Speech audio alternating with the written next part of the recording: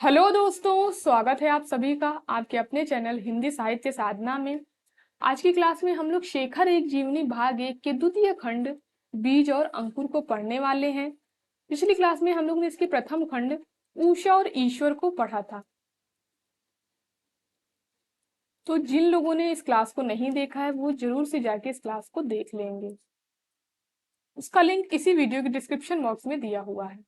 तो द्वितीय खंड को स्टार्ट करने से पहले हम लोगों ने प्रथम खंड में क्या पढ़ा था उसके बारे में थोड़ा सा देख लेते हैं, जिससे जिन लोगों ने उस क्लास को नहीं देखा है उसको भी उन लोगों को भी ये खंड समझ में आए। तो प्रथम खंड में हम लोगों ने देखा था कि शेखर का जन्म होता है प्रथम खंड में, और उसके जो पिता हैं वो उसका नाम बुद्ध देव रखते हैं और माता जो है वो उसका नाम टाऊ रखती हैं। लेकिन जब शेखर की जो मौसी है, जो दूर की मौसी है विद्यावती, वो जब आती हैं तो वो शेखर का नाम बदल करके चंद्रशेखर रख देती हैं, जिसके बाद से सब लोग शेखर शेखर इसको कहने लगते हैं। तो जन्म के समय नाम पिता ने बुद्ध देव ही रखा था। उसके बाद में शेखर जो होता है वो विद्रोही प्रवृत्ति का होता है, इसलिए वो स्कूल में, जब स्कूल में उसको भेजा जाता है तो वहां पर वो शरारत करता है। और उसकी जो टीचर होती है वो उसको एक कार्ड देती है, कहती है अपने पिता को जाके दिखाना और पिता को भी लेके आना। तब वो उस कार्ड को वहीं पर फाड़ फाड़ के फेंक देता है रास्ते में, और कार्ड पिता को नहीं दिखाता और पिता से कहता है कि मैं स्कूल नहीं जाऊंगा। इसके बाद से दो अध्यापक उसको एक एक करके पढ़ाने के लिए आते हैं, लेकिन दोनों से वो शरारत करता है और वो पढ़ता नहीं है। इसके कारण जो उसकी बहन होती है सरस्वती शेखर की, वो उसको पढ़ाने लगती है। अब शेखर जो है वो मन लगा करके पढ़ने लगता है। उसके बाद में शेखर जो होता है वो छोटी सी उम्र में ही अकेलेपन का अनुभव करता है। उसको ऐसा लगता है कि उसके अकेलेपन का जो कारण है वो खुद है, क्योंकि वो उस तरीके के नहीं जिस तरीके समाज में बच्चे होते हैं। उसके अलावा इसी इसी खंड में शेखर जो है एक पुस्तक लिखता है, जो कि 1 महीने में समाप्त होती है। इसी खंड में शेखर के नास्तिक होने का भी पता चलता है कि शेखर नास्तिक है। तो ये सारी चीजें हम लोग ने प्रथम खंड में पढ़ी थी। आज के खंड में हम लोग पढ़ने वाले हैं, यानी द्वितीय खंड में, कि शेखर जो है वो विदेश के प्रति आकर्षित होता है और गांधी जी को अपना आदर्श मानता है, और इसी भाव को प्रकट करने के लिए वो एक राष्ट्रीय नाटक की रचना करता है। राष्ट्रीय नाटक की रचना करता है, और नाटक जो है वो सत्य हरिश्चंद्र, एक नाटक, वो नाटक का अभिनय देखता है, उसी आधार पर वो नाटक लिखता है। तो इन सारी चीजों को हम लोग आज की क्लास में देखेंगे। तो चलिए क्लास को स्टार्ट करते हैं। जैसे हम लोग ने पिछली क्लास में किया था, मैं पूरा पूरा नहीं पढ़ूंगी। जो इंपॉर्टेंट चीजें हैं, इंपॉर्टेंट पॉइंट हैं या इंपॉर्टेंट कथन है, उनको मैं पढ़ती हुई चलूंगी। बाकी मैं आपको बताती हुई चलूंगी किसमें क्या चीज हुई है। शेखर का जीवन बहुत सूना हो गया था, और इसलिए जीवन में जो कुछ भी आता था वह मानो उसके रस के अंतिम बूंद तक निचोड़ लेना चाहता था। क्योंकि शेखर जो है वो अकेलेपन का अनुभव कर रहा था, उसके अंदर से आंतरिक प्रेरणा जो है वो रही नहीं गई थी। इसलिए वो इस तरीके करता था। हंसी आती तो वो, हंसी की बात होती तो आवश्यकता से अधिक हंसता था, घूमने निकलता तो पागल कुत्ते की तरह दौड़ता, लड़ता तो लड़ाई का कारण भूल जाने पर भी विरोध बनाए रखता। उसके जीवन में इससे एक झूठी तेजी आ गई थी, गति का एक भ्रम, जबकि वास्तव में वह निश्चल खड़ा था। यानी आंतरिक प्रेरणा जो है शेखर के अंदर की खत्म हो गई थी।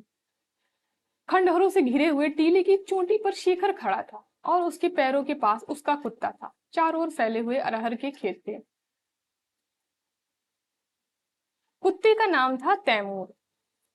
अब इस कुत्ते से शेखर का ज्यादा लगाव नहीं था, इससे प्रेम नहीं करता था शेखर। फिर भी आप लोग इस कुत्ते का नाम याद रखेंगे, तैमूर। शेखर उससे विशेष प्यार नहीं करता था, किंतु कुत्ता सदैव उसके पीछे रहता था। ना जाने क्यों उसने शेखर को अपना स्वामी मान लिया था। शेखर के खड़े खड़े ही कुत्ते ने शायद कुछ दूर देखा और सीधा नीचे अरहर के खेतों की ओर भागा। पीछे पीछे शेखर भी भागा। उसे कुछ करने की भीतरी प्रेरणा तो थी नहीं, जैसा कि मैंने आप लोग पहले बताया कि अंदर उसकी कोई भीतरी प्रेरणा नहीं थी। बाहर से जो धक्का लगता है, यानी बाहरी जो आकर्षण होता उसी के प्रति वो आकर्षित हो जाता था। वहां से जो धक्का लगता उसे लगता उसी से वो आगे बह जाता था। अब कुत्ता आगे भागा तो उसी के पीछे शेखर भी भागता है। हाथों से अरहर के पौधों में रास्ता बनाते हुए शेखर ने देखा कि तैमूर क्यों भाग आया है। बहुत से बटेर अनेक दिशाओं में भागे जा रहे हैं, इसी के पीछे जो है वो तैमूर दौड़ते हुए आया। अब शेखर भी उसके पीछे पीछे दौड़ते हुए जाता है और तैमूर कभी एक के पीछे कभी दूसरे के पीछे दौड़ता फिरता, पर पकड़ किसी को भी नहीं पाता था। जिधर जिधर तैमूर भागता उधर उधर शेखर भी बहता, और इसी तरीके वो धीरे धीरे बहुत अरहर के खेत जो पेड़ है वो बहुत ज्यादा घने हो गए थे। और अरहर का जो पेड़ होता उसकी जो लकड़ियां होती वो काफी सख्त होती। इससे क्या होता है, इससे क्या हुआ कि शेखर जब आगे बढ़ रहा था उसके कंधे कंधे और पूरा शरीर छिल जाता है, उसके कपड़े जो है वो फट जाते हैं और वो अंदर घुसता चला जाता है। तैमूर ने उकताकर यानी कि थक करके खेल छोड़ दिया, हार मान ली। शेखर भी झक मारकर रह गया। बटेर कोई हाथ नहीं आया था, लेकिन खेल हो गया था, दिन बीत गया था। अब आप लोग इसमें ना ये जो शेखर एक यूनि इसमें खंड एक एक घटना के रूप में लेखक ने लिखा है, तो इन घटनाओं को आप लोग क्रम के हिसाब से एक याद रखेंगे। पिछले वाले खंड में भी आप लोग इसी तरीके कर लेंगे। इस घटना को आप लोग इस तरीके याद रखेंगे, शेखर और उसका कुत्ता।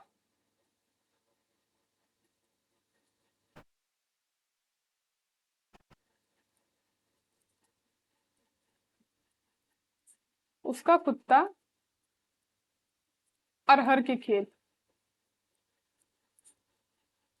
इस तरह के कुछ भी बना करके आप लोग इन घटनाओं को याद रखेंगे, क्योंकि ये घटना हो सकता है पेपर में क्रम से लगाने के लिए आ जाए। फिर फिर दूसरी घटना है, फिर दूसरे दिन फिर वही अरहर के खेत में आगे आगे शेखर, पीछे पीछे कुत्ता। उसका यही काम हो गया था। अब तैमूर ही शेखर का भाई भाई है, गुरु है, साथी है और सेवक है। अब यहाँ पर ये लाइन देकर के आपसे पूछा जा सकता है कि तैमूर कौन है, कुत्ता है कि कोई इंसान है, ये करके पूछा जा सकता है। तो आप याद रखेंगे कि ये कुत्ता है। अब वो ऐसा क्यों करता था, क्योंकि उसके ऊपर कोई लगाम नहीं रह गई थी, क्योंकि शेखर की जो माँ थी वो सरस्वती को लेकर अपने पिता के यहाँ यानी गांव चली गई थी, इसलिए उसके ऊपर कोई नियंत्रण नहीं था। शेखर निरुद्देश्य भटक रहा था, लेकिन उस उद्देश्यहीनता में एक प्रतीक्षा है। शेखर गणेशी की बाट देख रहा था। अब गणेशी कौन है, गणेशी जो है वो एक जात का डोम, इसकी जाति जो है वो डोम है। शेखर के पिता की देख रेख में कुली का काम करता है। ये छुट्टी के समय वो आतिशबाजी तैयार करता है यानी पटाखे तैयार करता है।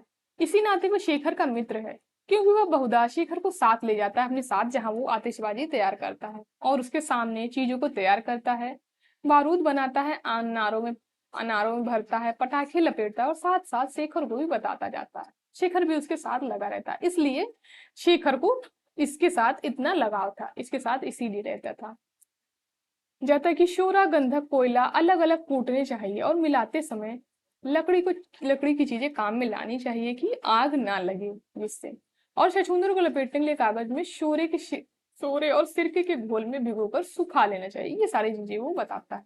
और कभी कभी उसको पटाखे भी दे दिया करता था जलाने के लिए। इसी कारण जो है वो शेखर की उससे दोस्ती बढ़ गई थी और वो कभी कभी गणेशी को पिता से कह करके छुट्टी भी दिला देता था।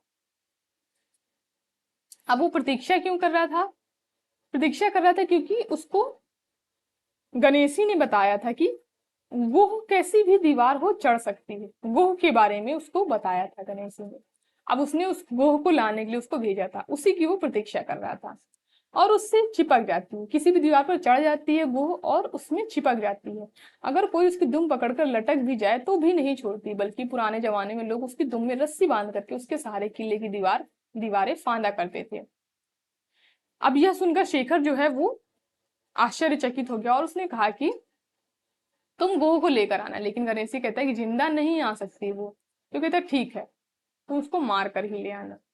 अब उसी की प्रतीक्षा कर रहा था। अब गणेशी चला आ रहा है, दुबला पतला काला भूत, एक हाथ में लाठी लिए और दूसरे में दुम पकड़कर मरा हुआ गिरगिट सा लटका है, यानी वो गिरगिट के जैसी कुछ गोह दिख रही है। अब वो पास आता है और कहता है ये लो बबुआ, ये लो। अब शेखर उसको देखकर थोड़ा निराश होता है, उसको निराशा हुई। फिर वह बोला, इसकी चमड़ी उतारो, हम रखेंगे। उसको कहता है गणेश जी को कि इसकी तुम चमड़ी उतार दो गोह की, इसको हम रखेंगे। गणेश जी ने हंसकर बताया कि गोह की चमड़ी बहुत पतली होती है, खाल नहीं उतर सकती। पर शेखर जो है उसकी बात नहीं मानता, कहता हम जैसे कह रहे हैं तुम वैसे ही करो। गणेश जी ने देखा कि मानना पड़ेगा। उसने एक चाकू निकाला और गोह का पेड़ पेड़ जो है चीर डाला। शेखर कुत्ते को पकड़कर खड़ा रहा। अब उसने खाल उतार दी। आधे घंटे में खाल जो है वो खिंच गई। शिखर ने कहा इसे धूप में सूखने के लिए डाल दो, सूख जाएगी तब धो लेंगे। उसको लगा जैसे चीते की खाल होती है उसी तरह के इसकी भी होगी, लेकिन वो पतली है, पतली खाल है जैसे कि उसने बताया। 3 दिन बाद वहां जो शेखर ने देखा वह कहने की जरूरत नहीं है। जब गणेशी ने हंसते हुए पूछा कि बबुआ तुम देखा है, वह खाल सूख गई, तो उसने कहा कौन सी खाल, कौन सी गो। बुद्धिमान गणेशी जो है वो चुप हो गया मुस्कुरा करके। अब यहाँ पर शेखर ने नोट किया कि चमड़ी सभी की होती है, लेकिन चीता चीता है और गोह गोह। फिर अब इस घटना को आप कैसे याद रखेंगे? इस घटना को याद रखेंगे गणेशी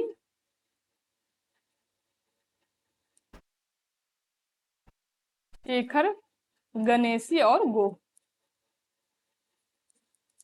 इस तरीके इसको आप याद रखेंगे। फिर आगे आगे है, जिस घर में शेखर रहता था उसके साथ आमों का एक बगीचा था। आम देसी थे और घटिया किस्म के।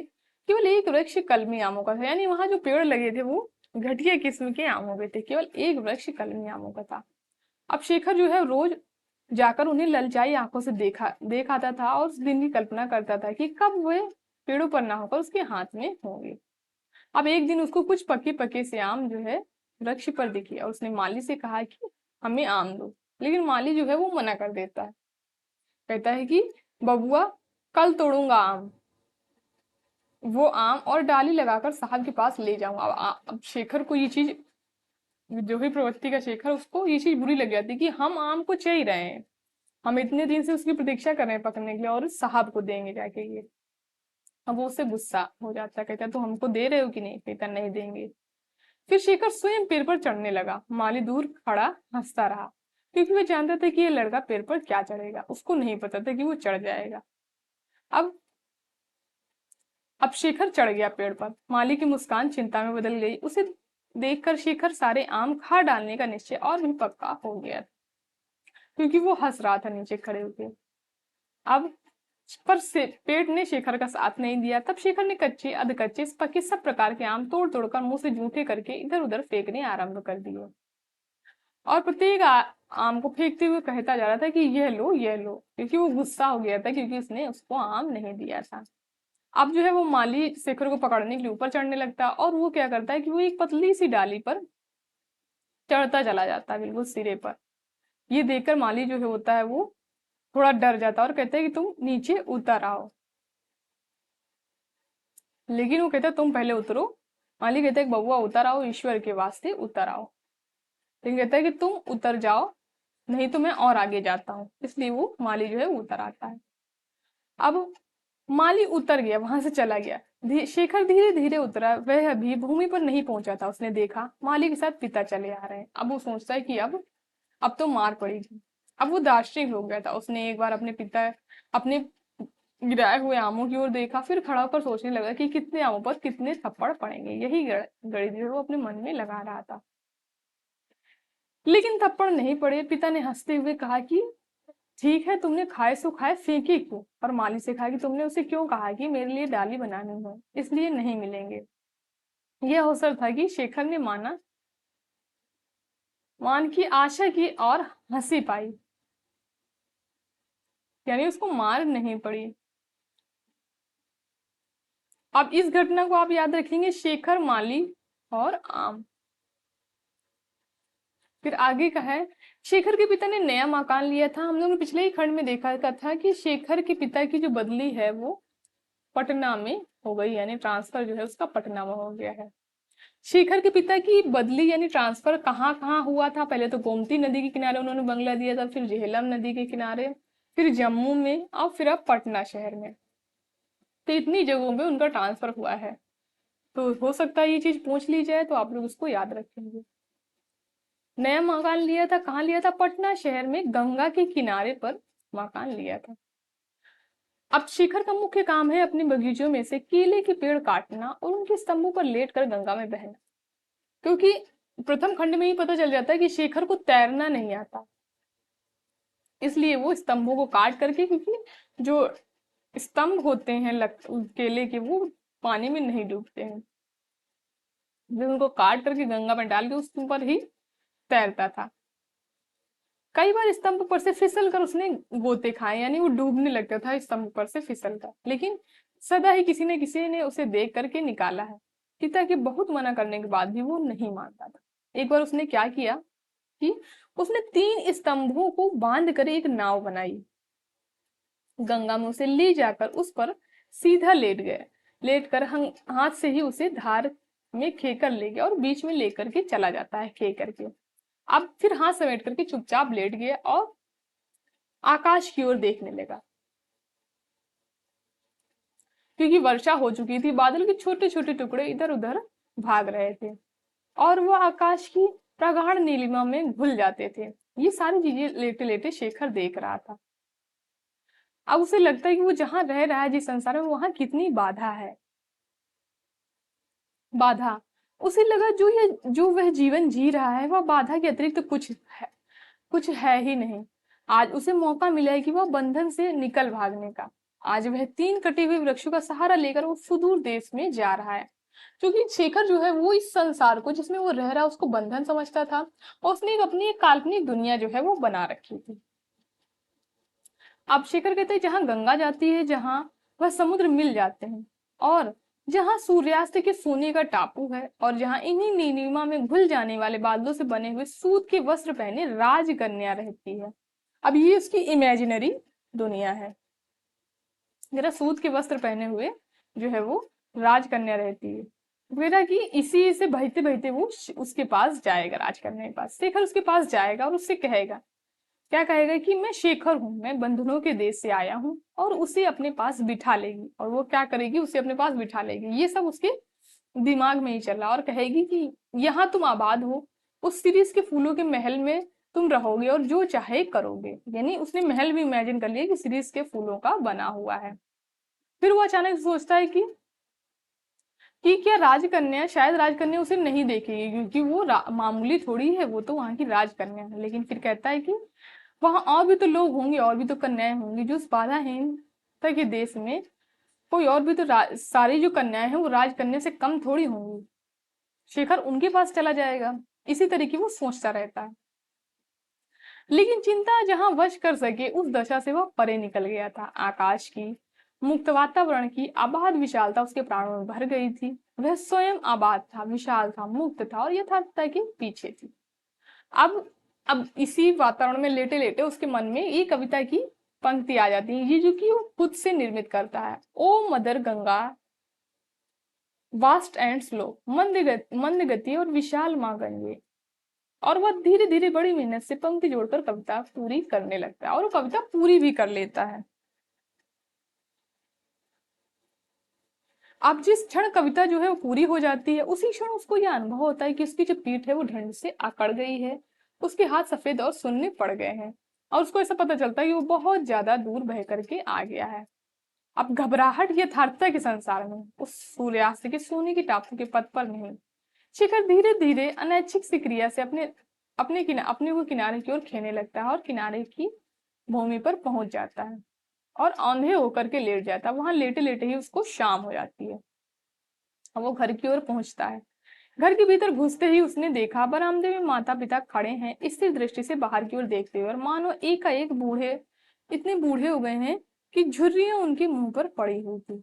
शेखर को भी देखते हुए खिंचे हुए चेहरे कुछ ढीले पड़ गए और माँ की आंखों में आंसू आ गए, क्योंकि उसके इतने देर तक बाहर रहने के कारण वो लोग एकाएक टेंशन में आ गए थे, और उसको ढूंढने के लिए लोग भेजे जा चुके थे। ये सारी चीजें शेखर को नहीं पता था।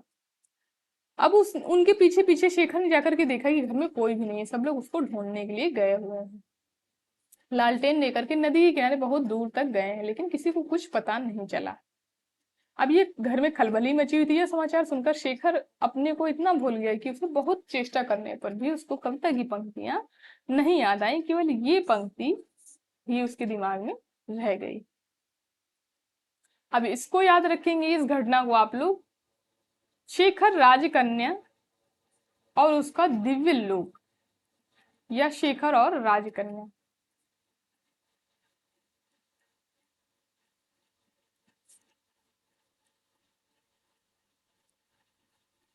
फिर आगे घटना है जो बहुत दूर है। अब ये उसी दिव्य लोक के बारे में, उसी राजकन्या के बारे में सोच रहा है कि जो बहुत दूर है, जिस तक पहुंचने में बहुत दिन लगते हैं, बहुत से ऐसे दिन जिनमें पहले ही दिन में, पहले ही कुछ घंटों में पीठ अकड़ जाती है, क्योंकि उसकी लेटे लेटे वहां पीठ अकड़ गई थी, और हाथ शून्य पड़ जाते हैं। उस सूर्यास्त के सोने के टापू तक कैसे पहुंचा जाए, कैसे देखा जाए कि उस राजकन्या को जो उससे सीरीज के फूलों के महल में रखेगी अपने पास बिठाएगी भी कि नहीं। अब शेखर जानता है कि वो ऐसा नहीं हो सकता, कि वह कभी नहीं होगा, लेकिन वह भी जानता है कि इसका होना जरूरी है, क्योंकि उसको ये संसार जो है, यहाँ के लोग उसको बिल्कुल भी पसंद नहीं थे, क्योंकि बाधा, नियंत्रण, ये सारी चीजें उसको बिल्कुल भी पसंद नहीं थी।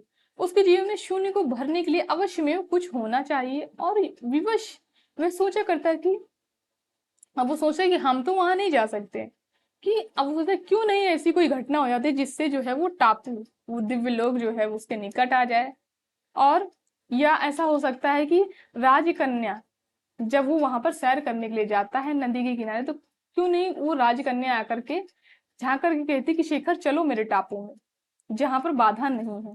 फिर अब इसकी ये सब उसके इमेजिन में ही चल रहा, कह रहा है कि ऐसा क्यों नहीं हो जाता कि जब मैं मैदान में घूमने के लिए जाता हूँ, उन्हीं में से, जहां वो वहां इतनी सारी लड़कियां घूमती रहती, उन्हीं में से कोई लड़की मुझसे आकर कहती, कोई छिपी हुई टापू वासनी उससे आकर के कहती कि आओ तुम हमारे आबाद खेल में शामिल हो।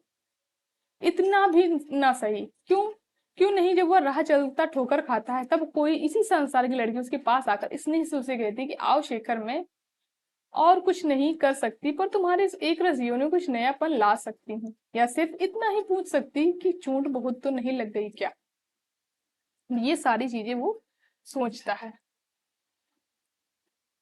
वह छिपकर सुंदर कागज पर रंग बिरंगी फूल पत्तियां बनाता और उनसे धीरे धीरे, उनसे घिरे स्थान में पत्र लिखता था। अब ये पत्र किसको लिख रहा है, उसी राजकन्या को लिख रहा है पत्र, और अपने हृदय की जितनी भी बातें थी उस पत्र में भर देता था। अज्ञात के स्वागत की सारी विह्वलता वह लिखता। अब वो राजकन्या के लिए पत्र में क्या लिखता था, तो इसको आप लोग याद रखेंगे, और पूछा जा सकता है ये दे करके कि ये पत्र जो है वो शेखर किसके लिए लिखता है, तो राजकन्या के लिए लिखता है। ओ अकल्पित, सॉरी, ओ कल्पित, ओ अज्ञान, जिसे मैं मन में भी नहीं देख पाता, तुम इस पत्र को पढ़ोगी और समझोगी। मैं शेखर हूँ, मैं अकेला हूँ, मैं न जाने कब से तुम्हें ढूंढ रहा हूँ, तुम्हारी प्रतीक्षा में, तुम्हारी ही प्रतीक्षा में हूँ, तुम्हारे लिए ही हूँ। तुम दिव्य लोक में हो, लेकिन क्या दिव्य लोक भी तुम्हें इसी तरह मांगता है जिस तरह मैं, ओ अज्ञे, ओ अकल्पित हूँ। तो ये पत्र लिख करके वो गंगा नदी में उसे लकड़ी के साथ बांध करके गंगा नदी में बहा देता है कि वो डूब ना पाए, उस राजकन्या को मिल जाए। लेकिन बहुत दिन तक उसकी प्रतीक्षा करता है, उसके उत्तर की कोई उत्तर नहीं आता। फिर वो और पत्र लिखता है और इसी तरह के गंगा में फेंक देता है। अब शेखर की अंदर की स्थिति क्या है उसको एक तितली के माध्यम से लेखक ने व्यक्त किया है, कि कभी कोई तितली कमरे के भीतर आ फंसती है, तब पहले वह खिड़की के बाहर या किवाड़ के शीशे से, जिनसे प्रकाश आ रहा होता है और जिन्हें इसलिए वह बाहर की राह समझती है, जा जाकर टकराती है, फिर और टकराती है, फिर हार कर वह कमरे के एक दो चक्कर काटती है, और फिर वहीं लौट कर आती है और शीशों पर सिर पटकती, विवश पंख फड़फड़ाती है, गिर गिर कर भी नहीं गिरती। यही स्थिति जो है वो शेखर की है। देखिए, वही दशा जो है वो शेखर की थी। मुक्ति की खोज में पहले वह उन वस्तुओं से उलझा जो स्थूल थी, जिन्हें वह देख सकता था, और हार कर अपनी कल्पना क्षेत्र में जो है वो लौट गया, और निराश होकर के फिर यथार्थता में, स्थूल और प्रत्यक्ष में जो है वो लौट आता है। क्योंकि वो जान जाता है, पहले वो कल्पना के क्षेत्र में गया कि वो टापू टापू होता है, वहां राजकन्या रहती है, वहां निर्बाध स्वतंत्रता है, लेकिन फिर उसको पता चलता है कि वो वहां नहीं पहुंच सकता, तो फिर वो और कोशिश करता है और पत्र लिखने लगता है। लेकिन फिर वो जान जाता है कि ऐसा कुछ नहीं हो सकता, इसलिए फिर वो यथार्थता के संसार में वापस लौट आता है। अब यहाँ पर इसको आप याद रखेंगे, शेखर और उसका पत्र।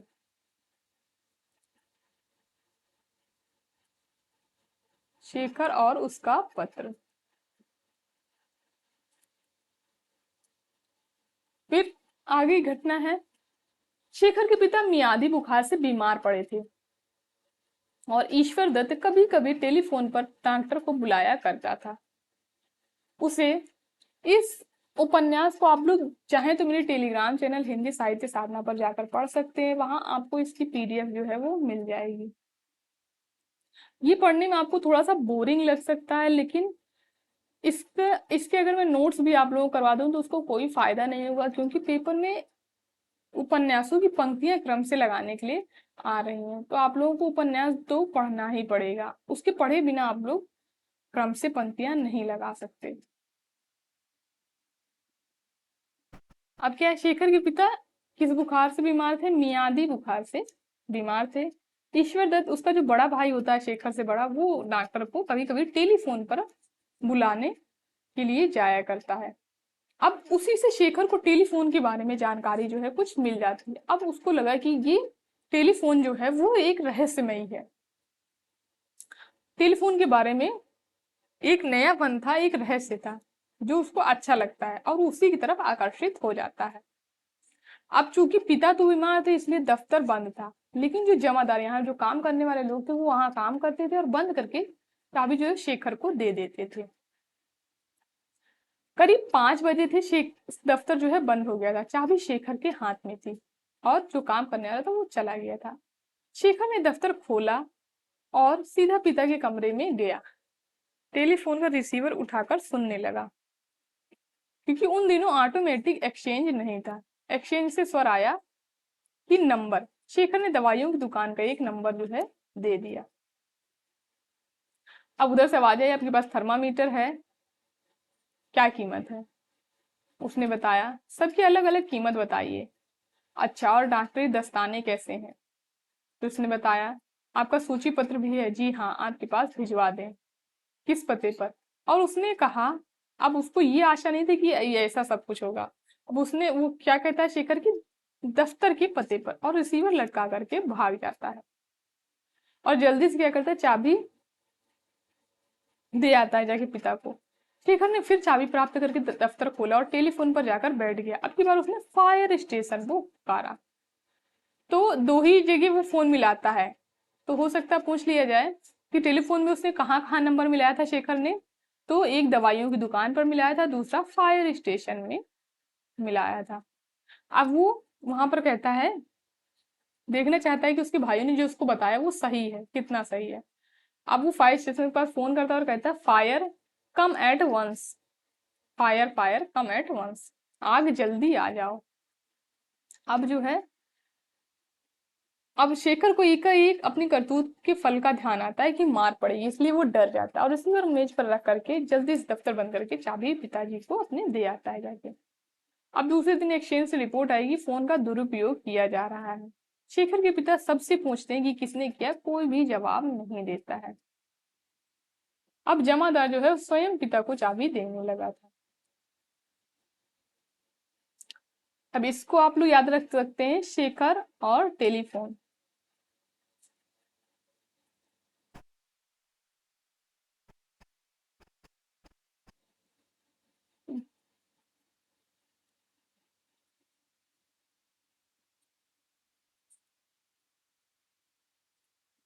शेखर पतंग उड़ाने लगा था। पतंग उड़ानी उसे नहीं आती थी, लेकिन यह उसकी पत्नी विघ्न नहीं था। उससे तो उस इससे तो उसका आकर्षण और बढ़ता ही था। फिर पतंग उड़ाने में उसका एक दूसरा मजा भी था, क्योंकि वो शेखर को मनाती, क्योंकि शेखर के पिता कहते थे कि इस पतंग को उड़ाते उड़ाते जो है लड़के कोठे पर से गिर पड़ते हैं, इसलिए उसको जिस काम को मना किया जाता है उस काम को करने में उसको और भी अधिक मजा आता था, इसलिए वो पतंग उड़ा रहा था। अब वो क्या करता है कि शेखर शेखर जो है पतंग उड़ाने के लिए किसी को कह देता है, और जब वो ऊपर चली जाती है तब उसको पकड़ करके उसको देखता रहता है पतंग को। उसे आज्ञा थी कि पिता के पास बैठे और समय समय पर दवा पिलाया करे, लेकिन वो तो पतंग उड़ाने में ही बिजी था।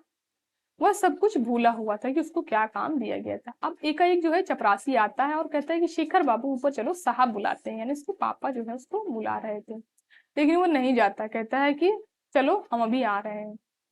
फिर एक फिर ऐसे ही कई बार होता है। चपरासी ने एक दूसरे नौकर को बुलाकर कहा, पतंग की डोल तोड़कर उसके हाथ में दे दिया और वह उतारे और शेखर को उठाकर के ले चला। शेखर की टांगे ही मुक्त थी और वह उन्हें पटकने लगा और एकाएक उसका हाथ जो है चपरासी की नाक में लग जाता है जाकर के, और उससे क्या होता है, खून निकलने लगता है। वह एकाएक शेखर को जमीन में रख देता है और बर्रई की जैसे काटा हो चीखता हुआ ऊपर की ओर भागा, क्योंकि नाक से खून छूट रहा था। ऊपर की ओर भाग जाता। अब इससे जो है, इस घटना से शेखर जो है एकाएक बहुत ज्यादा डर जाता है। तभी शेखर ने देखा कि उसके पिता सीढ़ियों पर उतर रहे हैं।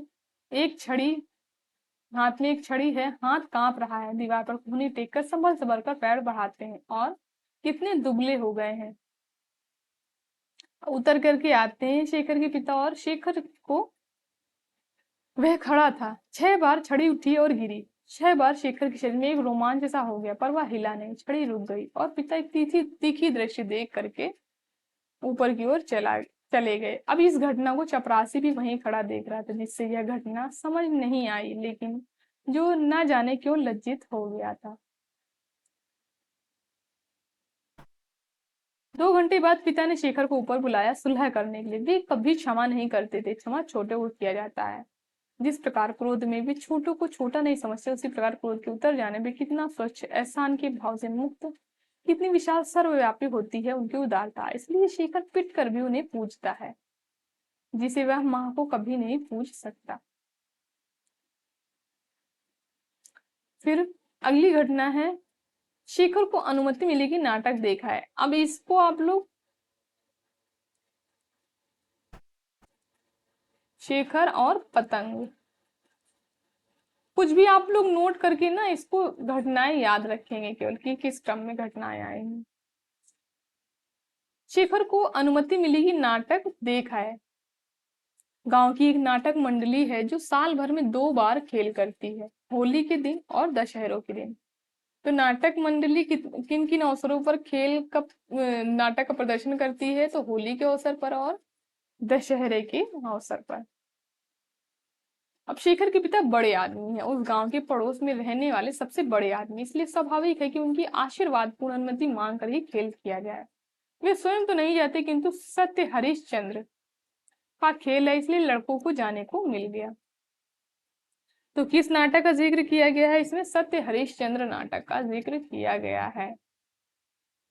ये चीज आप लोग याद रखेंगे। अब ये सब भाई जो है वो कतार में बैठ करके नाटक देखते हैं। शेखर भी बैठा है वहां पर, और जब पर्दा उठता है तब 10-20 फीट लंबे और 10 फीट चौड़े इंद्रलोक का दृश्य सामने आता है। तब शेखर को लगता है कि वह अवश्य में उसके टापू के निकट कहीं होगा। उसकी कल्पना जो है वो चलने लगती है। अब सब लोग जो है वो नाटक को देखने लगते हैं। दृश्य आते हैं और चले जाते हैं। शेखर की विवेक बुद्धि और विवेचन को साथ ले जाते हैं। वह मुग्ध विश्वासी परिगणत परिणत बैठा रहता है और देखता जाता है। दुनिया से ऊपर, जहाँ जीवन से जीवन का अभिनय अधिक यथार्थ है, उसके सामने रहता है एक बड़ा भारी संघर्ष, एक मौलिक विरोध और अपने मरते हुए पुत्र के लिए माँ का विलाप। जब मरता हुआ रोहित अपने साथियों से जाकर कहता है, माता को हाल सुनाइयो, सांप ने मुझको डस लिया है, हाय गजब सितम गजब।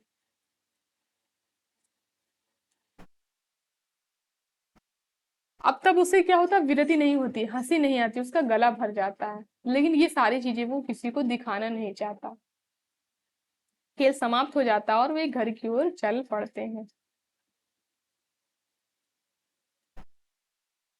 उस अंधियारे युग में जुगनुओं की तरह ये कुछ दृश्य चमक जाते हैं, लेकिन सब दृश्य ही हैं, सब आकार चले भी जाते हैं, स्थायी कुछ भी नहीं है सिवाय उस असंतोष के जो प्रकट होकर भी बढ़ता है, दब कर भी बढ़ता ही जाता है। ये इंपॉर्टेंट कथन है। बाकी जो इम्पोर्टेंट कथन थे उसको मैंने पहले से ही हाईलाइट कर दिया है, तो आप लोग चाहें तो अपने में भी हाईलाइट कर सकते हैं या नोट कर सकते हैं।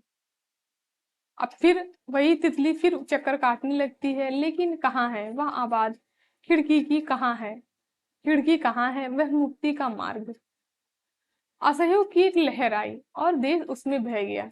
शिखर भी बहने की चेष्टा करने लगा, और जब बह नहीं पाया तब हाथों से खेकर अपने को बहाने लगा। असहयोग आंदोलन उसी की बात की जा रही है। उसमें जो है देश भी शामिल हो गया। अब शेखर भी उसमें शामिल होने की कोशिश कर रहा है, लेकिन वो तो एक छोटा सा बच्चा है। अब उसने इसके लिए क्या किया, अपने विदेशी कपड़े जो वो पहनता था उसको उतार कर रख दिए, और दो चार जो मोटी देशी कपड़े थे उनको ही पहन करके बाहर तो घूमने जाना उसने छोड़ दिया था। क्योंकि वो जो कपड़े थे वो इतने नहीं थे, दो चार ही कपड़े थे, इसलिए वो बाहर जाना उसने बंद कर दिया। और प्राय दोपहर को वह ऊपर की एक खिड़की के पास जाकर खड़ा हो जाता और बाहर की ओर देखा करता। कभी दूर से जब बहुत से कंठों के समेत स्वर की पुकार उसे पहुंचती, गांधी का बोलबाला दुश्मन का हो मुंह काला, तब उसके प्राण पुलकित होते और वह अभी अपनी खिड़की से पुकार उठता, गांधी का बोलबाला दुश्मन का हो, दुश्मन का मुंह हो काला। इसी तरीके से वो आदर्श बना लेता है गांधी जी को। अब इसके आगे तो वो नहीं जा सकता था खिड़की से आगे, क्योंकि उसको अनुमति नहीं थी। अब शेखर ने एक दिन क्या किया, प्रभावित होकर उसने उसने उसके माँ के अतिरिक्त तो कोई भी घर में नहीं था, सब लोग बाहर गए थे। माँ ऊपर कोठे में बैठी थी। उसने घर के सभी विदेशी कपड़ों को घर से बटोर करके उनको जला दिया, मिट्टी का तेल उड़ेला और उनको जला दिया। आग एकदम से भभक उठी। शेखर जो है वो बहुत ज्यादा खुश हो गया। वाग के चारों ओर गाने लगा, गला खोलकर गाने लगा, गांधी का बोलबाला दुश्मन का मुंह हो काला। थोड़ी देर में माँ आई और उसको खूब मार पड़ी। फिर अगली घटना है, शेखर के मन में विदेश के प्रति घृणा हो गई थी। उसने विदेशी माता के प्रति जो है घृणा हो गई थी। उसने देखा कि हमारी नस नस में विदेशी का प्रभुत्व ही नहीं आतंक भरा हुआ है। उसने पुरानी बातें भी याद की। अब उसको याद आया कि उसकी पहली आया ईसाई थी और अंग्रेजी ही बोलती थी। उसका पहला गुरु जिसके साथ उसे दिन भर बिताना होता था, एक अमेरिकन मिशनरी था जो पढ़ाता चाहे कुछ नहीं था, दिन दिन भर अंग्रेजी की शिक्षा तो देता था। शेखर ने देखा कि यदि मातृभाषा वह है जो हम सबसे पहले सीखते हैं, तब तो अंग्रेजी ही उसकी मातृभाषा है और विदेशी ही उसकी माँ। उसकी आत्माभिमान को बहुत सख्त धक्का लगा, जिसे मैं घृणित समझता हूँ। उसी विदेशी को माँ कहने को बाध्य हूँ।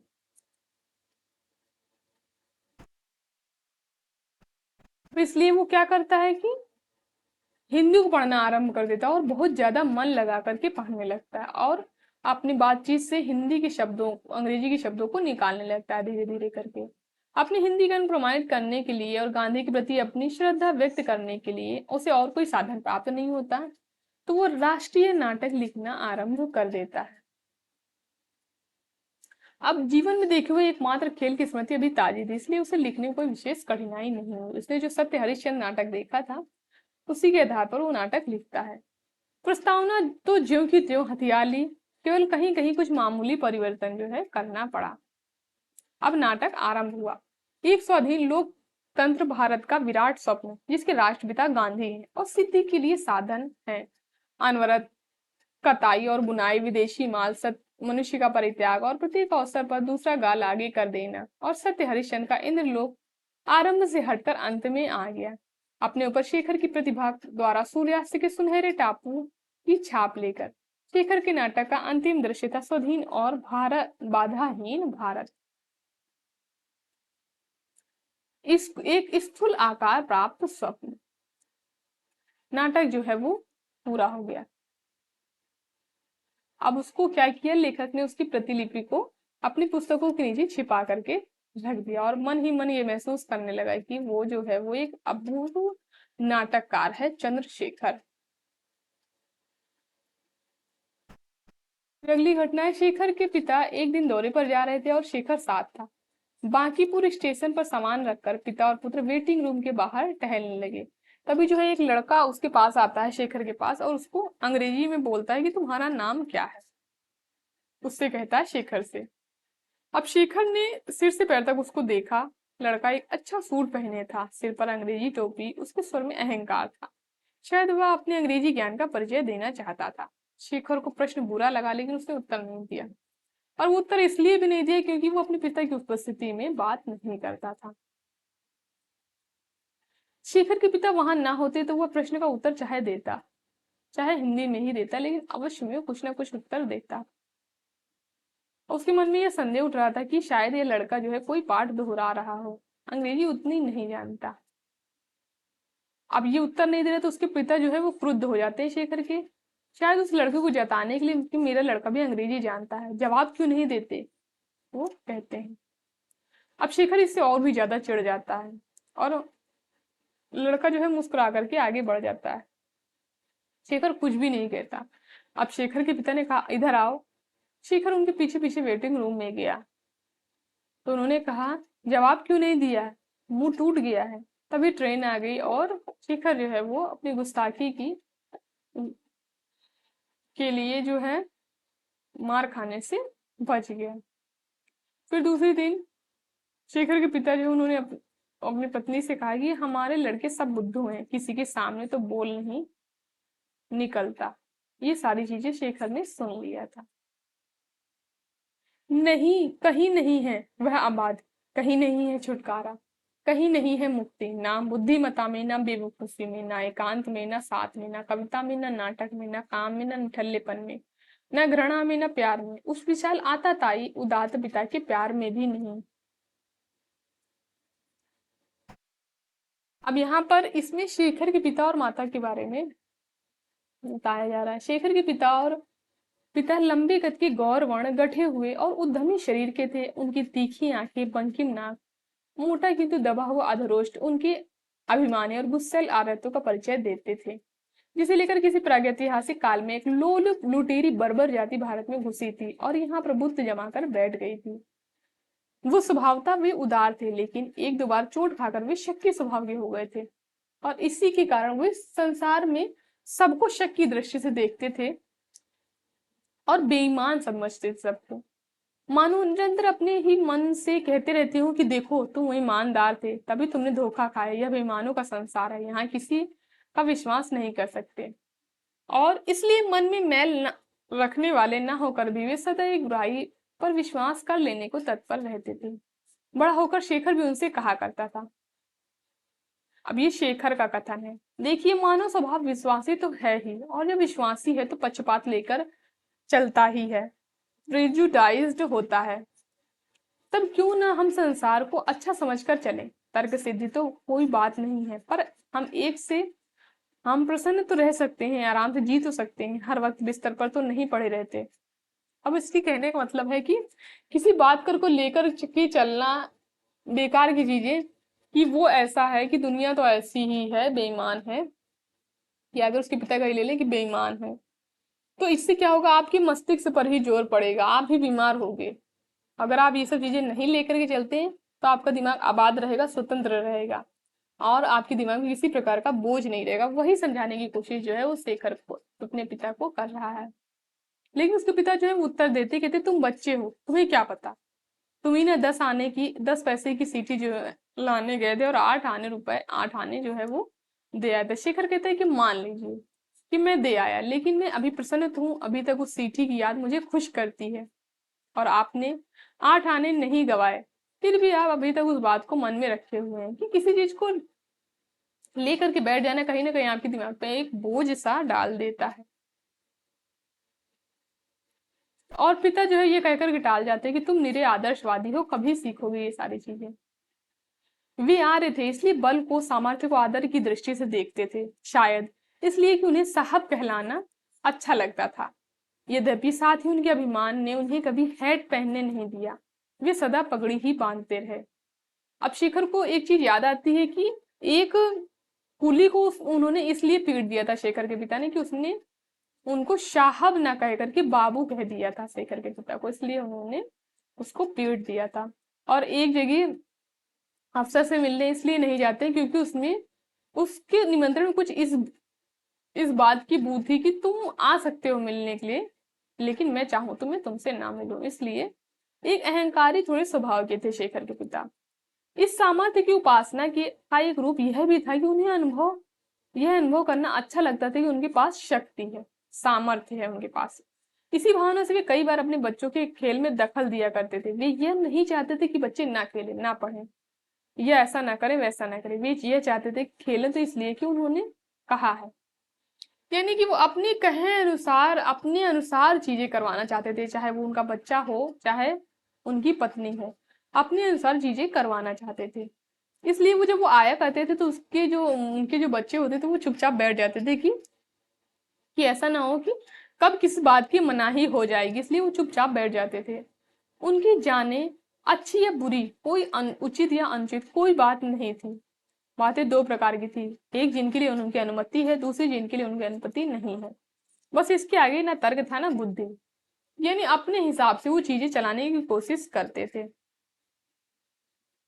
अच्छा बुरा उनके लिए मैटर नहीं करता था, उनके लिए मैटर करता था कि उन्होंने इस चीज की अनुमति दी है, इसकी नहीं दी है। बस ये लड़के मेरे हैं, मेरे ही हैं, नितांत मेरे, मेरा अधिकार है इन पर, यह भाव उनमें सदा से रहता है। कुछ इसी भावना से उन्होंने संतान का एक नाम विदेशी ढंग पर रखा था, जिसमें नाम के साथ पिता का नाम भी रहता है। अब शेखर को अपना पूरा नाम लिखना हो तो लिखना पड़ता है चंद्रशेखर हरिदत्त पंडित। शेखर का पूरा नाम आप लोग याद रखेंगे, चंद्रशेखर हरिदत्त पंडित, या अंग्रेजी में लिखें तो CH पंडित। अब शेखर ने इस बात को उस दिन रोशनी में देखा जब उसने अपनी किताब पर, जिस पर उसने सहज भाव से अपना नाम चंद्रशेखर पंडित लिखा हुआ था, पाया कि पिता ने लाल रोशनाई से दोनों शब्दों के बीच भूल का चिन्ह लगाकर ऊपर लिख दिया है हरिदत्त। और फिर उसने दूसरी बार देखा कि कि उसने अपने भावावेश में आकर अपनी कविताओं के संग्रह पर, कविताओं का संग्रह था उसकी कविताओं का एक संग्रह था, उस बुक पर उसने एक भावावेश में आकर उसने लिख दिया था शेखर सन ऑफ नेचर। उसमें भी उसके पिता ने भूल का चिन्ह लगा करके नेचर के शब्द के स्थान पर पंडित हरिदत्त लिख दिया था। और इससे वो क्या होता है, शेखर बहुत ज्यादा गुस्सा हो जाता है और इस अत्याचार को सहने में असमर्थ उसने वह कापी फाड़ करके फेंक दी थी। पता नहीं ये लड़कों के निमित्त से सिद्ध होते हुए अपने अभिमान के कारण था या लड़कों के विकास में निस्वार्थ लगन के कारण। जब कभी किसी लड़के की कोई बात उन्हें पसंद आती तब बहुत ही प्रसन्न होते और लड़की की जरूरत से ज्यादा अधिक सम्मान करते, उसकी बहुत अधिक प्रशंसा करते थे। लेकिन जब उसकी कोई गलती देखते तो जरूरत से ज्यादा ही उसको डांट देते थे। लेकिन जैसे कि जल्द भड़क उठने वालों को लोगों का स्वभाव होता, वे अंततः उदार थे, वैमनस्य कभी अधिक देर तक उनके मन में नहीं रहता था और वे लड़कों को खूब अच्छी तरह पीट कर 2 मिनट बाद यह कह देते कि कुछ हो, हमारे लड़के औरों से 1000 अच्छे हैं। अब यह एक बात थी जिस पर शेखर के माता पिता में बहुत बार झगड़ा होता था। शेखर की माँ को दृढ़ विश्वास था कि उनकी संतान संसार की सब संतानों से गई बीती, यानी सबसे बेकार है। और वो आलोचना करती थी कि लोगों के लड़के होते हैं, ऐसा करते हैं, वैसा करते हैं, चाहे यह हो कि हंसते खेलते रहते हैं या आराम से बैठे रहते हैं, सताते नहीं हैं, या कि सभी उठकर आप ही मुंह हाथ धोकर अपने काम पर लगते हैं, या कि हर एक काम में आपाधापी नहीं डालते, जो काम जिसका होता है उसे करने देते हैं। तो औरों के लड़कों की बड़ाई करती है और कहती है हमारे लड़के तो बेकार है। पिता कहते हैं कि नहीं, तुम ऐसा क्यों कहती हो, हमारे लड़के अच्छे हैं, यानी वो सदा ही उनका पक्ष लेते थे। अब ये सारी चीजें झगड़ा होता और बेचारे तीनों भाई और सरस्वती देखते संसार में उनकी अपनाने लायक कोई गुण ही नहीं बचा है, सब तो और बच्चों ने ही हथियार लिए हैं। ये सारी चीजें शेखर और उसके भाई बहन जो है वो देखते रहते थे। शेखर की माँ मझले कद की थी, स्थूलकाय, कुछ आलसी स्वभाव की, नीचा माथा, नाक से बहुत सटी हुई, कुछ बाहर उभरी हुई आंखें, सीधी किंतु छोटी नाक, ओंठ सुंदर गढ़े हुए लेकिन मुंह कुछ बड़ा और कानों पर कुछ ढीला सा, थोड़ी छोटी और पीछे हटती सी। सारे चेहरे में एक चंचल और वाचाल सुघरता थी, जिसमें गंभीर और विशालता न होने से उसे सुंदरता नहीं कहा जा सकता, और मुद्रा में, चाल ढाल में, सारे व्यक्तित्व में चारित्र और प्रवाह की कमी दिखती थी। उसकी माँ जो थी वो अधिक पढ़ी लिखी नहीं थी, ना पढ़ाई के लिए उसके मन में बहुत आदर था। वैसे तो स्त्रियां कभी कामकाजी और यथार्थवादी होती हैं, पर शेखर की माँ के मन में मस्तिष्क के अपेक्षा हाथों की आदर विशेष रूप से अधिक था। माँ और पिता का विरोध एक स्रोत यह भी था कि माँ चाहती थी कि लड़के फुर्तीले, चालाक और टिट हों, और पिता इसमें एक ओछापन दिखता था। माँ को लगता था कि लड़की जो है इधर उधर मिले जाके इधर उधर के लोगों की बातों की जानकारी रखें, उनके घर में क्या हो रहा है, क्या चीज आई है। लेकिन पिता जो थे शेखर के, वो ऐसा नहीं चाहते थे। वो कहते थे कि तुम किसी के घर मत जाओ, किसी की बात मत करो, और सबसे इस सबसे तुमको क्या। लेकिन उसकी माँ जो थी वो जस्ट उल्टा थी, इसलिए उनको अपने बच्चे नहीं पसंद थे। माँ उदार नहीं थी, वे क्रोधी भी नहीं थी। उन्हें आपे से बाहर किसी ने नहीं देखा था, लेकिन किसी अपराध को वे कभी भूलती नहीं थी। उनके स्वभाव में इतनी विशालता नहीं थी कि वे बड़ा क्रोध कर सके, इसलिए अनुकंपा भी उनकी बड़ी नहीं थी।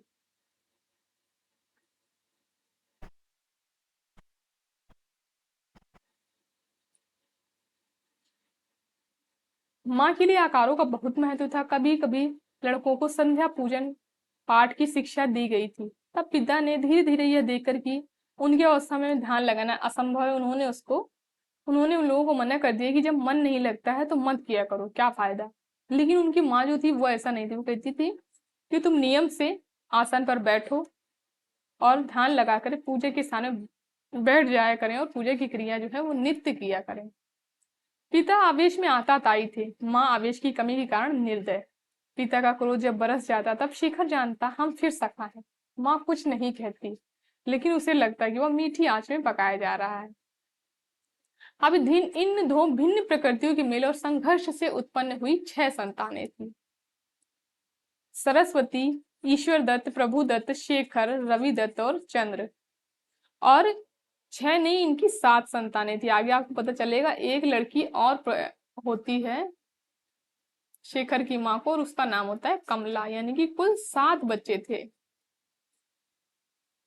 शेखर के कुल 6 भाई बहन थे, शेखर को मिलाकर के 7। और शेखर से बड़े कितने थे? तो सरस्वती शेखर से बड़ी थी, ईश्वर दत्त और प्रभु दत्त 2 भाई इससे बड़े थे। जीवन वैचित्र का दूसरा नाम है जिनके जीवन एक रूपता के बोझ से नीचे कुचले जाकर नष्ट हो गए हैं। उनके जीवन में इतनी घटनाएं हुई होंगी कि एक सुंदर उपन्यास बन सके। यदि प्रत्येक व्यक्ति अपने जीवन लिखने लगे तो संसार में सुंदर पुस्तकों की कमी ना रहे।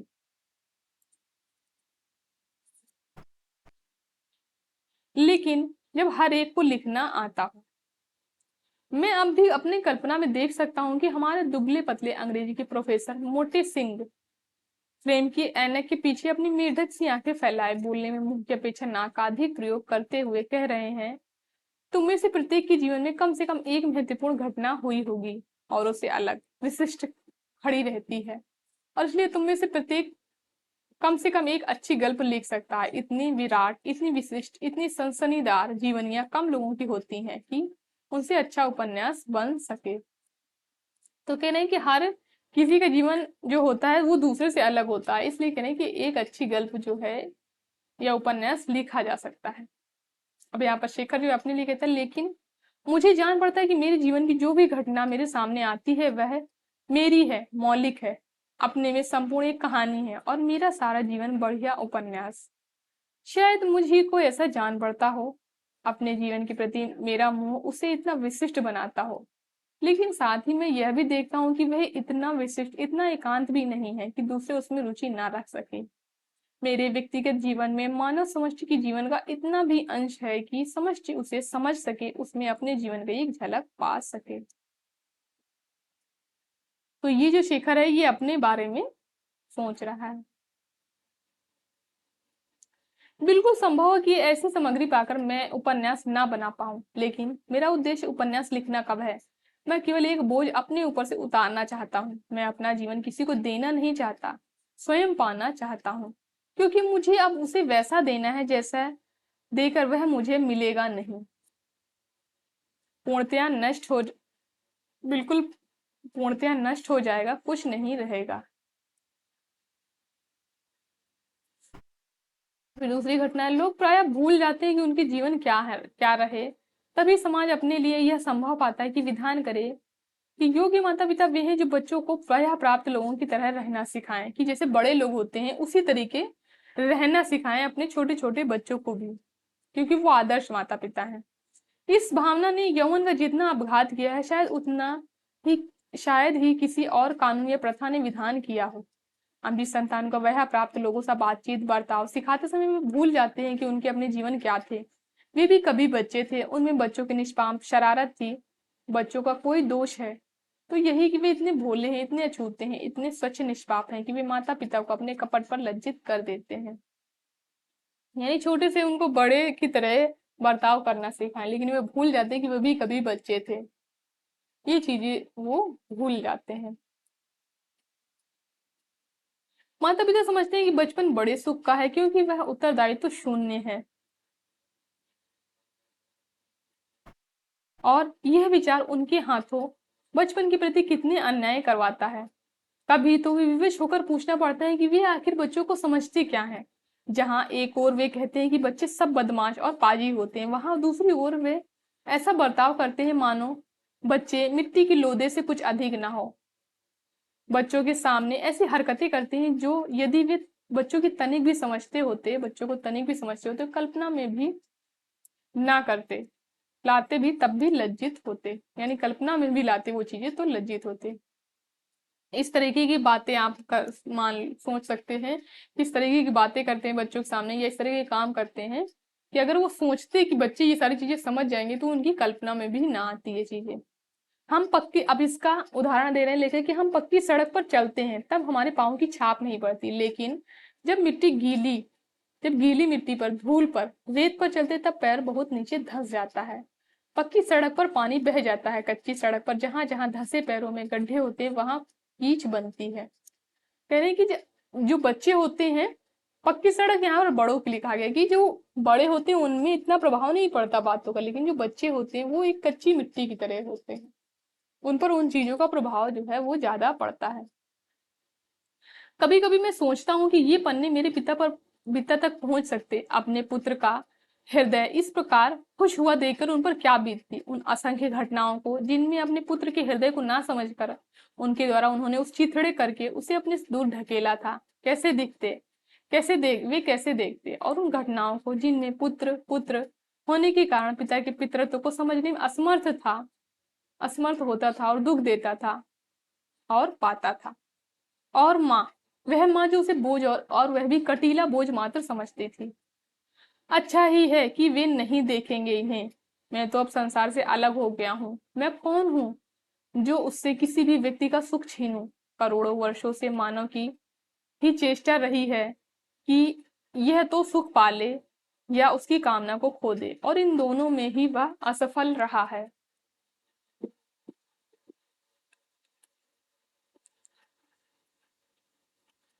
शेखर अपने पिता का उपासक था, यानी वो अपने पिता को जो है वो ज्यादा चाहता था, उनकी उपासना करता था। प्रायः लोग संतान पर माँ के प्रभाव की बात करते हैं। बहुतों का विश्वास है कि सभी असाधारण व्यक्तियों पर उनकी माँ का प्रभाव रहता है, लेकिन लेखक का मानना ऐसा बिल्कुल भी नहीं है। यूं कहना कि माँ की ओर आकर्षित पुत्र और पिता की ओर आकर्षित कन्या सामान्यता की ओर जाते हैं, और पिता की ओर आकृष्ट पुत्र, माता की ओर आकृष्ट कन्या असाधारण होते हैं, लेखक का ऐसा मानना है। लेकिन संसार का मानना है कि पिता की ओर आकर्षित पुत्री और माता की ओर आकर्षण पुत्र जो है वो असाधारण होते हैं, लेकिन लेखक का मानना उल्टा है।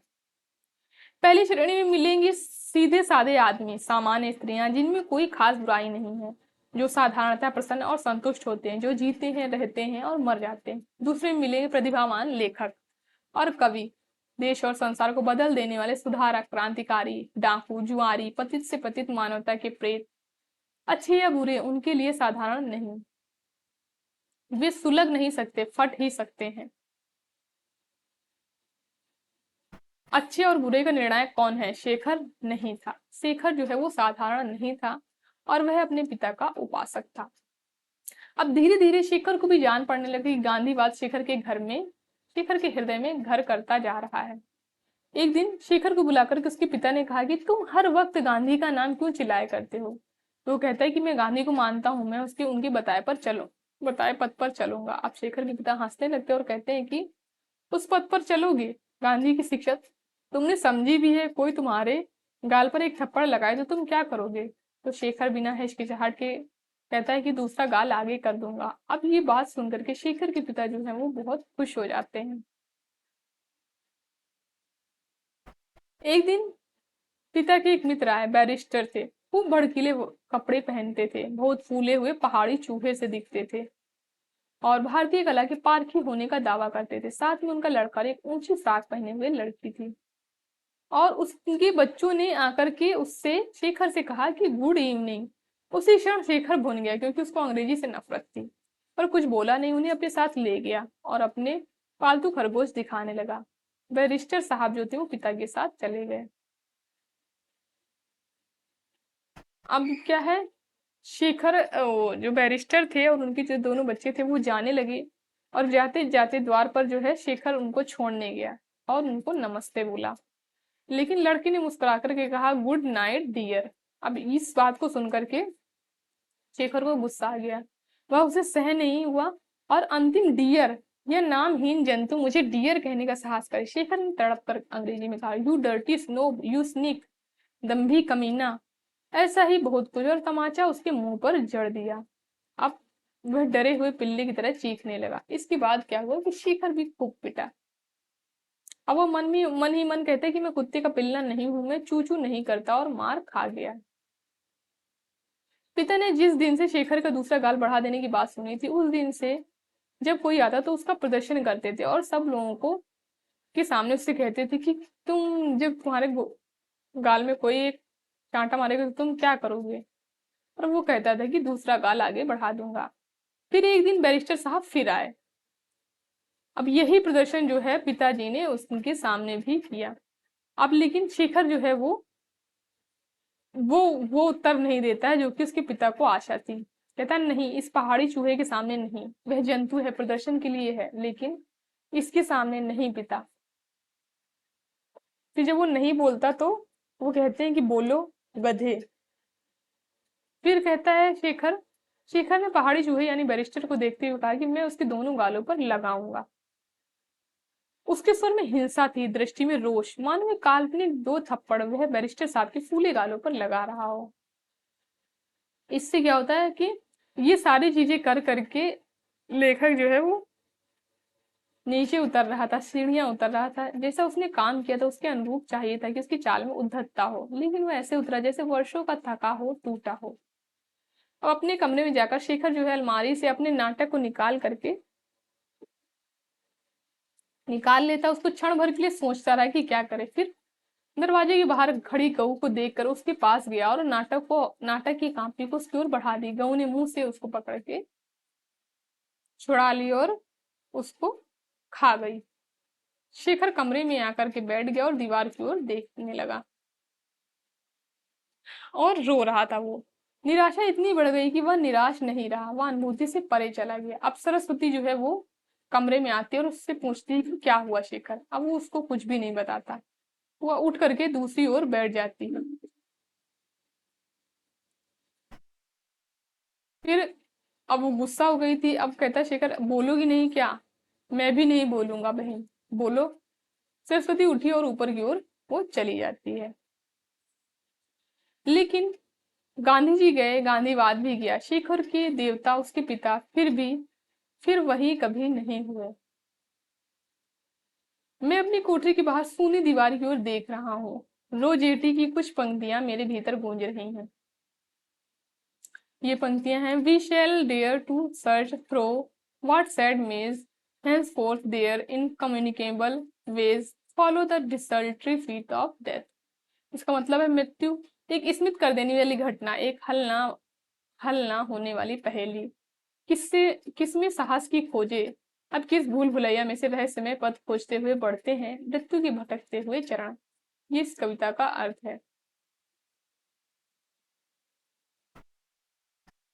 जिन्हें दुख है, दर्द है, वे सदा मृत्यु मांगते रहते हैं। उनके प्राणी होते हैं, लेकिन उनके लिए मृत्यु बड़ी भयंकर चीज होती है, वे उसके विचार से ही कांपते हैं। लेकिन मुझे लगता है मृत्यु एक ऑपरेशन है, जैसे दांत उखड़वा देना।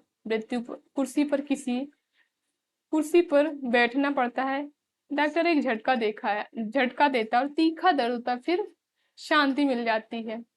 तो मृत्यु को बता रहे कि मृत्यु इसी तरीके का होता है जिस तरीके की दांत उखड़वाना होता है। शायद मृत्यु का ज्ञान और जीवन की कामना एक ही चीज है। यह बहुत बार सुनने में आता है कि जीना वही है जो मरना जानता है, जीता वही है जो मरना जानता है। यह नहीं सुना जाता है कि जीवन सबसे अधिक प्यारा उसको होता है जो मरना जानता है। पर वह है, यह भी है, ध्रुव सत्य है। लोग समझते हैं कि जो जीवन को प्यार करते हैं वे मृत्यु से डरते हैं। बिल्कुल गलत। जो मृत्यु से डरते हैं वे जीवन से प्यार ही नहीं कर सकते, क्योंकि जीवन में उन्हें क्षण भर भी शांति नहीं मिल सकती। द डिस्टल्टरी फीट ऑफ डेथ। मृत्यु के भटके हुए उदास पैर द्वार द्वार पर जाते हैं और यौवन मुरझा जाता है और जीवन घुल जाता है और वेदना अनंत एक निरोधता का क्षण आता है, जिनमें उन श्याम पंखों की उड़ान का रव सुन पड़ता है जिन्हें देखना सो जाना है। हर कोई ऊँघता है और सो जाता है। हर व्यक्ति, हर वस्तु केवल यह तृप्त न होने की भूख, यह किसी चरम ध्येय की पालन मांग या मुक्ति का विवश आकर्षण या नहीं बस होता है। मृत्यु के पंख उस बीत जाते हैं, ऊपर से बीत जाते हैं, लेकिन उनकी छाया उसे नहीं ग्रसती। जैसे वैसा है उद्दीप्त छोड़ जाती है। मृत्यु के पंखों में बसा है अनंत निश्चित का अंधकार, लेकिन मुक्ति है एक असह्य दैदीप्यमान ज्वाला।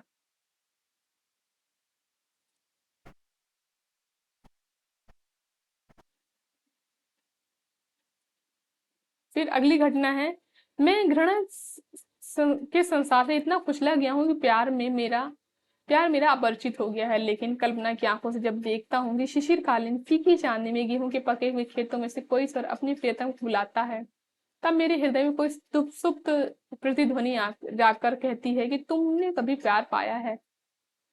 मैं पीड़ा से इतना घिरा हूं कि आनंद मेरा अपरिचित हो गया है। लेकिन कल्पना की आंखों से जब अंधियारे आकाश के पट पर दो उलझे हुए शरीरों का चित्र देखता हूँ, तब मेरे अंतरतम में कोई शब्दहीन स्वर मानो चौंक कर अपने आप को पा लेता है। तुमने कभी आनंद जाना है? यहाँ पर ये इंपॉर्टेंट है। ईश्वर को अपने जीवन को नास्तिक कहकर मानो अपने जीवन के चारों ओर जीवन के लिए नंगा हो गया है। मानो अपने किसी घोंगे से बाहर निकल आया हो। प्रत्येक चोट, प्रत्येक झोंका, प्रत्येक आघात के प्राप्त स्पर्श, वह मानो संसार का एकमात्र दर्शक हो गया है। दर्शक भी नहीं, केवल एक छाप देने वाली, अंकित करने वाली मशीन हो गया है। अब यहाँ पर वह वास्तव में पूरी सच्चाई से वैसा हो गया है जैसा कवि के शब्दों में। वो कैसा हो गया है? I am like a read through which they spirit breaths, it comes and it Goth. अब इनकी इसका अर्थ दिया हुआ है, मैं एक बांस की पोरी हूँ जिसमें तेरी आत्मा सांस फूंकती है, वह आती है और चली जाती है। लेकिन उसके मस्तिष्क के किसी कोने में एक सर्टिंग दफ्तर है जहां प्रत्येक दृश्य, प्रत्येक वस्तु छटकर अलग होती है, नाम और लेबल पाती है, ठीक ठिकाने रख दी जाती है। आत्मा की सांस आती है और चली जाती है और अनछूती भूमि में नया बीज जड़ पकड़ रहा है। शिखर वैसा ही हो गया जैसा माँ, यदि उन्हें कभी किसी को किसी बात का श्रेय देने की आदत होती, आदर्श संतान कहती। अब शिखर जो है वो माँ के हिसाब का हो गया, जिस तरीके माँ जो आदर्श संतान जिसको मानती है वो उसी तरीके का हो गया है। कभी किसी से ज्यादा बात नहीं करता, प्रश्न नहीं पूछता, भाजी कम हो जाने पर कभी नहीं मांगता, बिना शिकायत के ठंडे पानी में भी नहा लेता है, सर्दी के दिनों में भी। वो उसी तरीके का हो गया है। शिखर मानो जीवन के स्लेट पर से भूले से या गलत लिखे गए अक्षर की तरह अपने को मिटा देना चाहता है और उसी तरीके से आदर्श बच्चा बन गया है जैसा कि उसकी माँ जो है वो चाहती है। लेकिन कितनी बातें हैं जो वह जानना चाहता है और पूछने से रह जाता है। कभी कोई उसे प्रश्न उसके होठों पर आ जाता है, वह दांत पीसता था, फिर भी वश न चलने पर होठ काटता था, यहाँ तक कि खून बह आता था, लेकिन वह प्रश्न जो है वो नहीं पूछता था।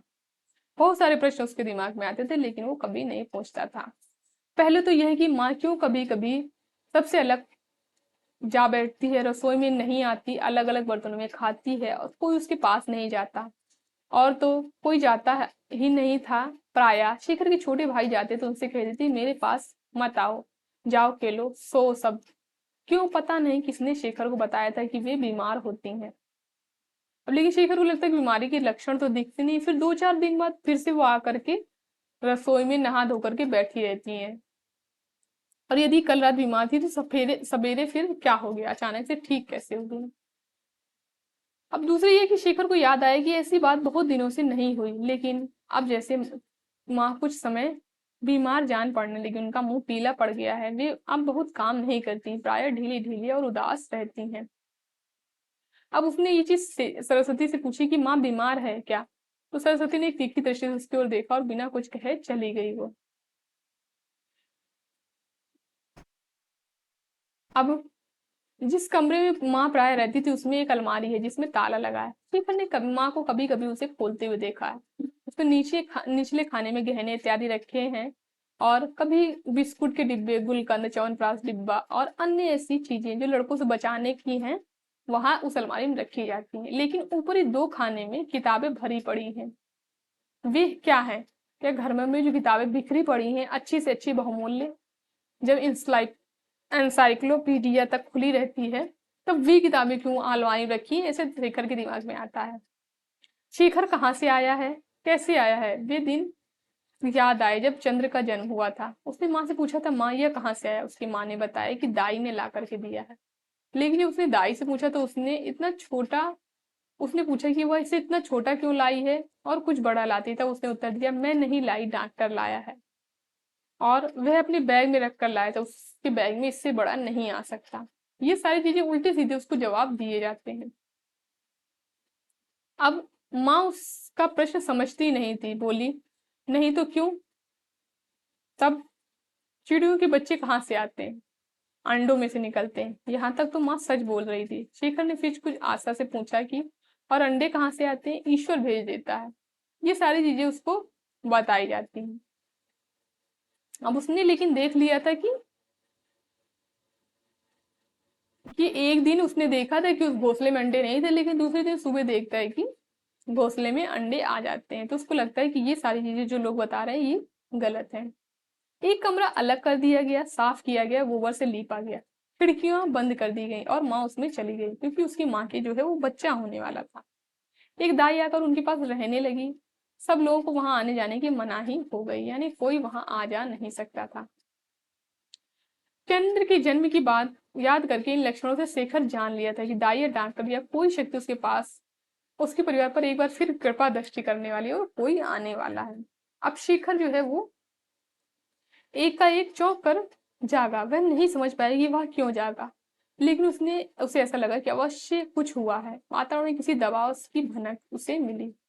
वह उठकर बैठ गया, चारों ओर देखने लगा। उसने पाया कि सरस्वती जो है उसकी बगल वाली चारपाई में इसके पेट थी, सरस्वती वो भी नहीं है।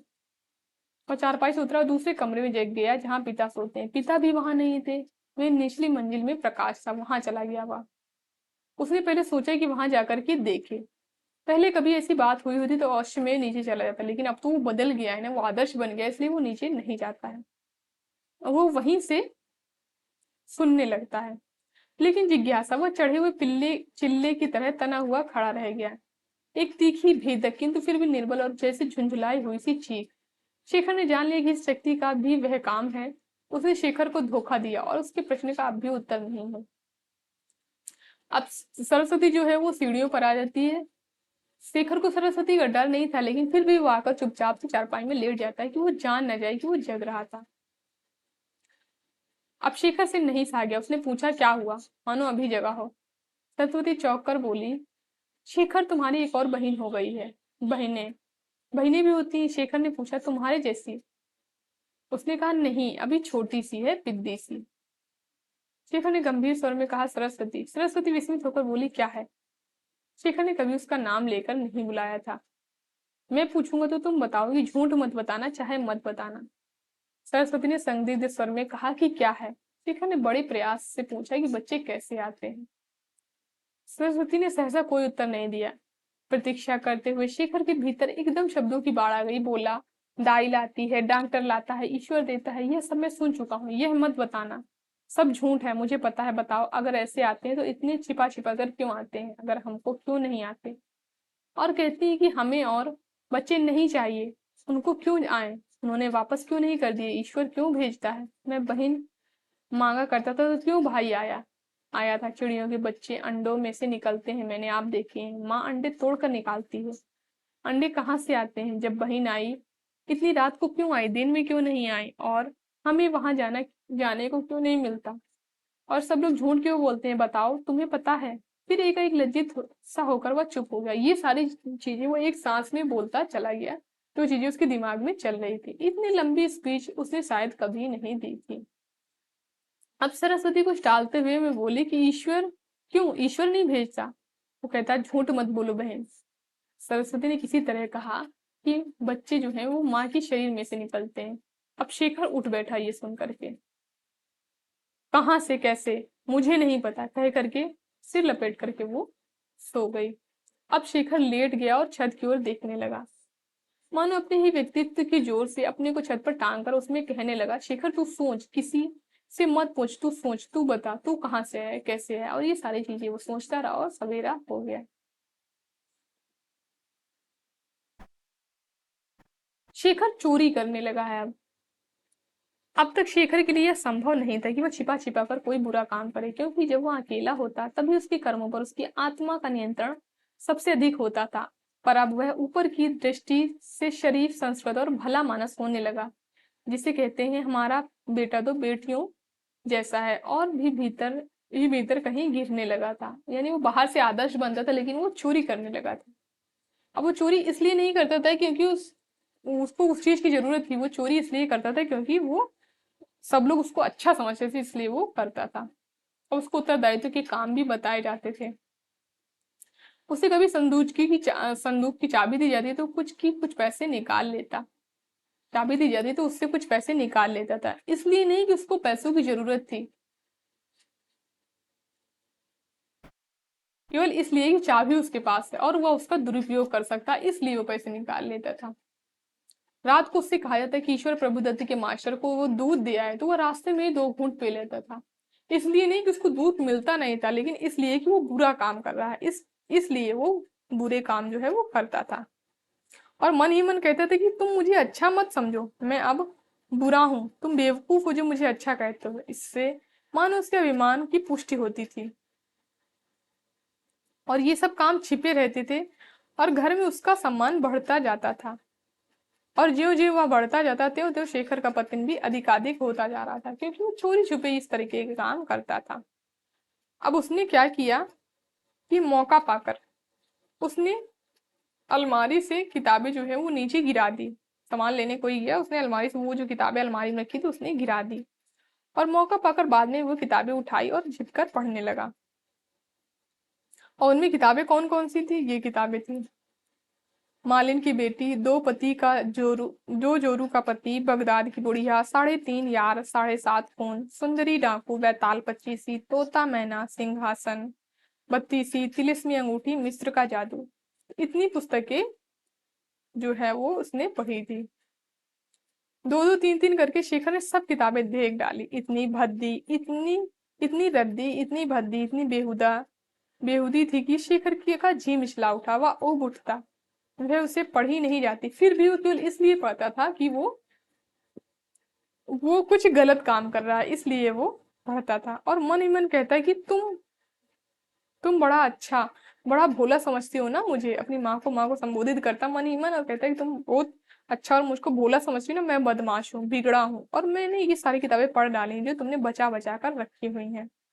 अब शेखर चोरी करने के साथ साथ शेखर क्या हो गया, चुगलखोर भी हो गया है। वो चुगली करने लगा है दूसरे लोगों की। जब कभी किसी भाई से छोटी गलती होती है, शेखर भागता हुआ माँ के पास जाता और कहता है कि माँ इसने यह कर दिया है। और कभी कभी तो अकारण भी शिकायत कर देता था और दूसरे को पिटता हुआ देखता उसको अच्छा लगता था।